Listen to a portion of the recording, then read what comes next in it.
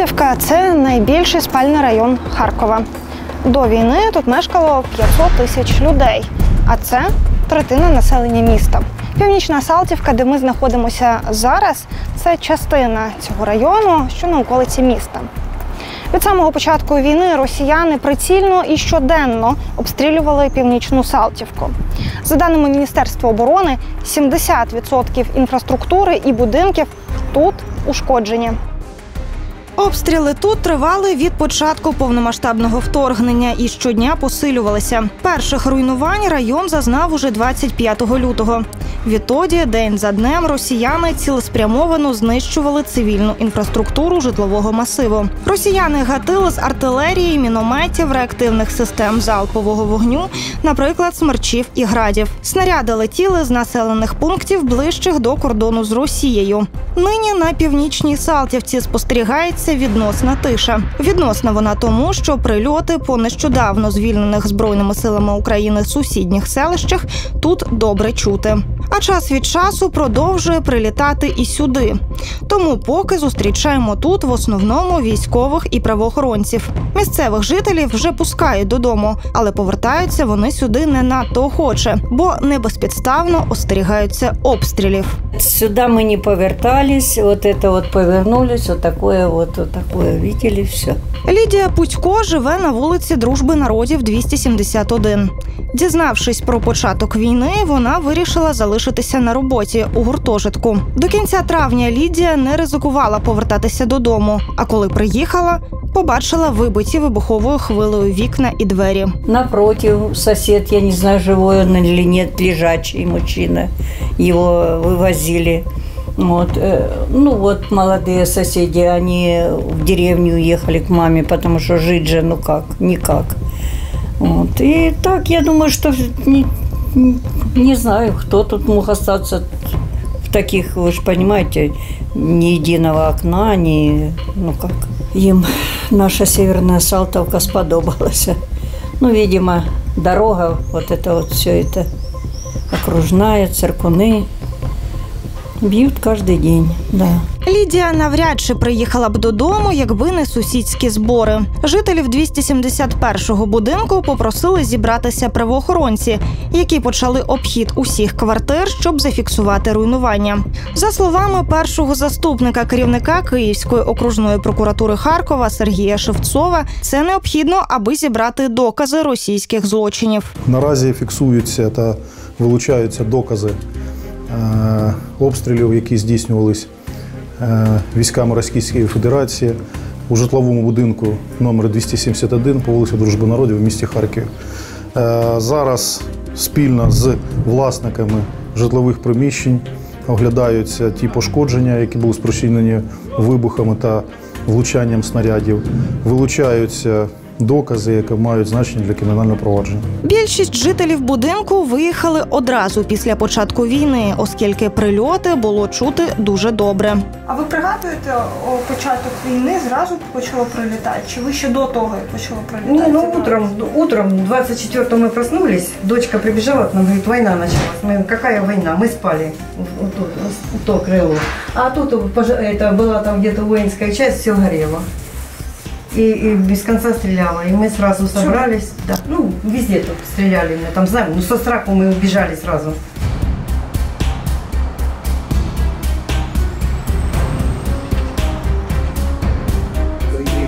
Олег Белебеха із родиною жив у другому під'їзді будинку. Вдома чоловік залишався, допоки це було можливо. 3-4 березня почалися прильоти не просто поряд з будинком, а по ньому самому. Чоловік екстрено евакуював сім'ю у проміжках між обстрілами. Ми слышали вже в 4:30, навіть з нашого етажа видно було, як в Чугуєві аеродром бомбили, горіло.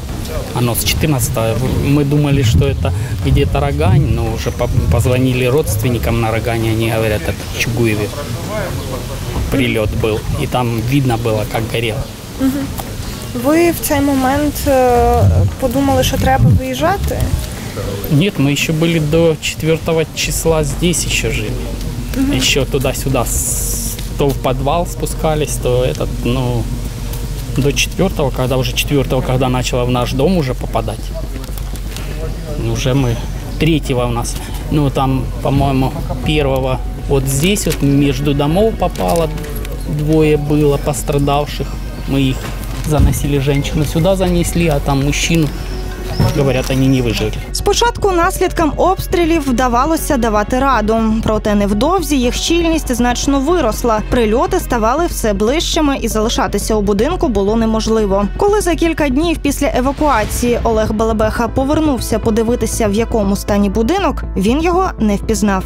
3 числа уже непосредственно во второй подъезд попало и вот сюда дважды попало. У нас во втором подъезде был сильный пожар. Пожарная приехала, затушили мы, ну а уже 4-го было невозможно уже. Уже сильно прилетало, мы практически бегали туда-сюда, уже 4-го мы отсюда уже уехали. А ваша квартира постраждала коли саме? Мы уезжали, еще была квартира целая. 6-го, по-моему, через 2 дня я приехал сюда. С той стороны какой-то был или бомба, авиабомба, не знаю, вот этот подъезд весь полностью горел. И уже я зашел на этаж на свою квартиру, открыл, уже ничего не было, окна все вынесло. З чого саме росіяни гатили по будинку, ще належить з'ясувати. Наразі слідча група вилучила осколки снарядів, які вдалося знайти. Люди, які повернулися додому, могли їх просто підмести і викинути. Найбільше наразі знахідок на 16-му поверсі будинку. За попередніми даними, сюди снаряд влучив на початку березня. Діаметром близько 1 метр на 1 метр, відповідно з пошкодженням стіни.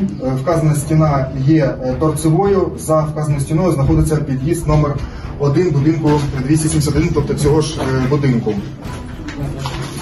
Видно бачимо пошкодження, металеві двері вибиті, тобто пошкоджена рама, повністю залізна рама вибита з цементної стіни. Також, якщо простежити далі, бачимо уламки, ймовірно, від ворожого снаряду. Є маркування, відповідно, надпис 9М11, також нижче 0500 0002. Відповідно, є підстава вважати, що це частина від ворожого снаряду. Тепер знайдені докази відправлять на експертизу. За попередніми оцінками йдеться найімовірніше про обстріл із реактивних систем залпового вогню. Згодом будуть призначені у них відповідні судові експертизи, які дозволять ідентифікувати вказані снаряди. Всім жителям 271-го будинку дали можливість надати свої свідчення. Ці дані пізніше зможуть використати у суді для доведення злочинів росіян. Охочих поділитися спогадами про перебіг обстрілів вистачає. Люди вишикувались в чергу. Між собою вони обговорюють, хто і як планує відновлювати помешкання, якщо це взагалі можна буде зробити.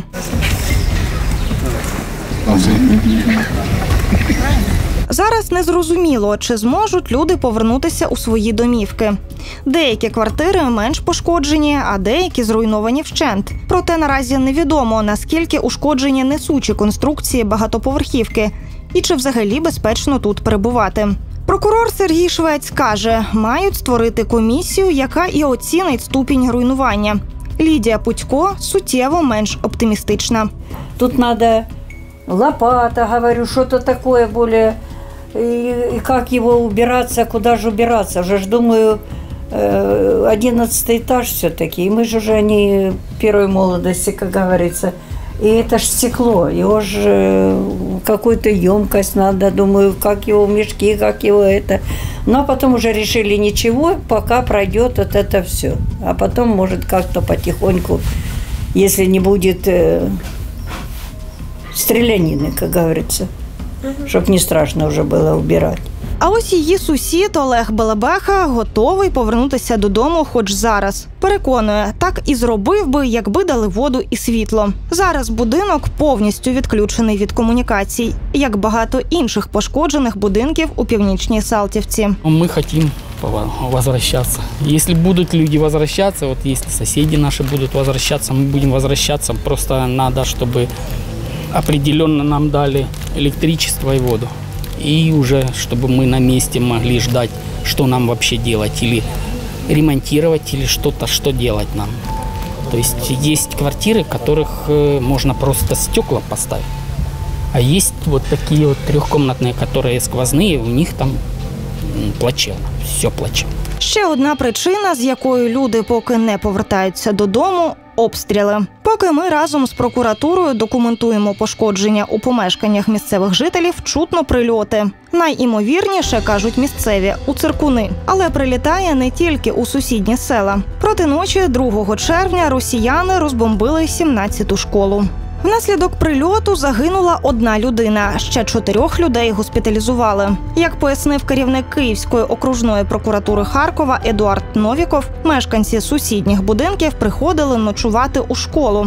Тут, вважали вони, безпечніше, ніж удома. Це не воєнний об'єкт, жодного військового тут не було. Тут перебували, чому є загиблі у нічний час, тут перебували літні люди, переважно літні люди, до будинків, які знаходяться поруч, а також люди, які мешкають в цьому районі, які ховалися від обстрілів у приміщенні цієї школи. Потрапивши всередину, розуміє, що прокурор правий. Російська брехня про нібито атаки виключно на військові об'єкти вкотре забрала життя цивільного. Оскільки прильоти по місту не припиняються і досі, місцева влада не рекомендує людям повертатися додому. Особливо, якщо вони мешкають на північній Салтівці. Насправді, масового повернення тут поки і не спостерігається. Хоча абсолютно усі наші співрозмовники хотіли одного – чим швидше опинитися вдома, у безпеці.